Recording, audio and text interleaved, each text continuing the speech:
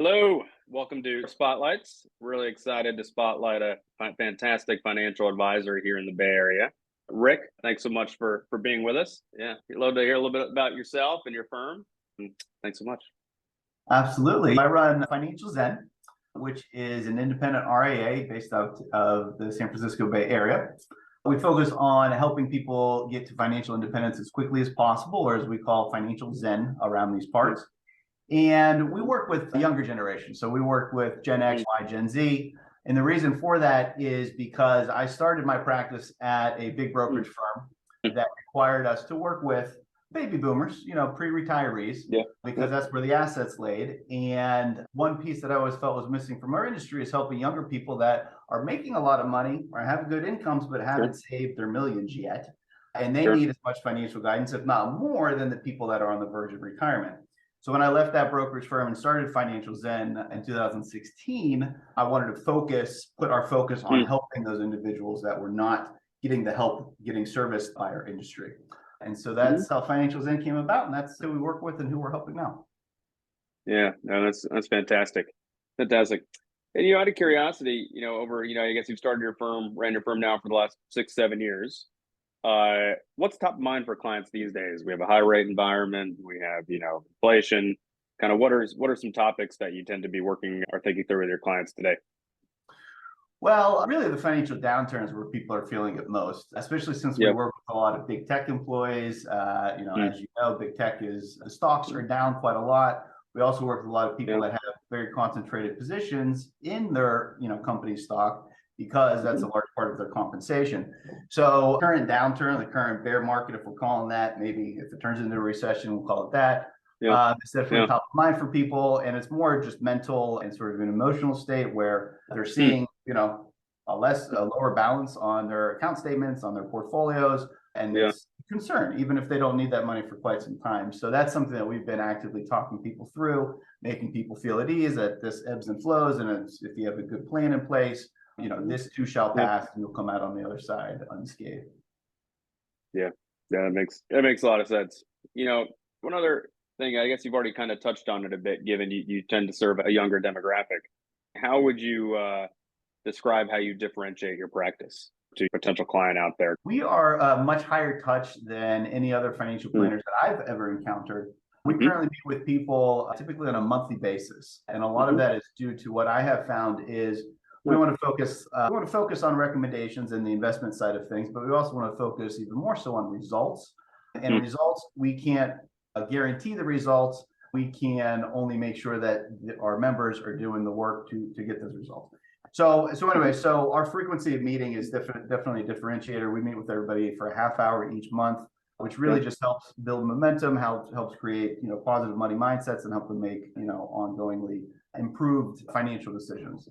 So yeah, I would say frequency of appointments is actually one of our calling cards. That makes a lot of sense. It's something I would like for sure, particularly with all the uncertainty right now. Switching gears a little bit, why is it important to incorporate liability planning or managing the balance sheet side of things into your practice? It's hugely important. This is something we discuss with our members constantly. Leverage in all its forms is one of the keys to success for financial success, right? Being able to get more than one unit of output for each unit of input is key. And liability management is a big portion of that, right? The reason you can buy the house with only 20% down is because you're leveraging other people's money. And so we want to make sure that people are taking advantage of all the opportunities they have to leverage their money in that sense. And, to date, there's been no solution that I've been able to find to really actively help people manage that other than, looking at account statements, mortgage statements, et cetera. And so, when Sora, when you guys came around and started things, I was really excited just because there's been no solution like that on the market until now. And so helping people really manage towards those liabilities and they're focusing on their leverage is really important. Yeah, that's super helpful. We obviously love to hear that, and thanks for sharing that about what we kind of touched on this a little bit. But I'm curious,